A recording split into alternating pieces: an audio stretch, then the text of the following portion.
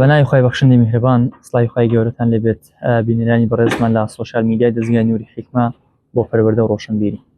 ئێمە ئێستا لە پێنجەمین کۆڕبندی نێودەوڵەتی گەنجان بەشدارین کە هەڵبەتە لە شارۆچکەی یەڵۆڤا لە شاری ئەستەمبۆڵ لە وڵاتی تورکیا بەڕێوە دەچێت.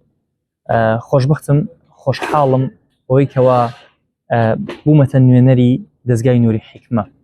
هەڵبەتە سەرجەم ئەو برایانەی کەوا منیان وەکو نوێنەری خۆیان قبول کردووە لە گەورەی و باشی و چاکی خۆیانە. هیواخوازم کەوا بتوانم لە ئاست متمانەی سەرجەم ئەو برا بەڕێزانەدا بم. ئەم کۆڕبەندە لە پێنجەمین کۆڕبەندی نێودەوڵەتی گەنجان کە لە شارۆچکەی یەڵۆڤا بەڕێوە دەچێت 400 گەنج کە تەمەنیان لە نێوانی 20 بۆ 35 ساڵدایە بەشدارن کە 250یان لە کوڕانن و 150یان لە کچانن. هەڵبەتە ئەوانەی کە کچانن لە شوێنێکی ترن و ئیداردانێکی سەربەخۆی تریان هەیە. و دەمەوێت ئاماژە بۆ بکەم سوپاس بۆخوا لەو ماوەی لەو 11 ڕۆژەی کەوا تێپەڕمان کردووە.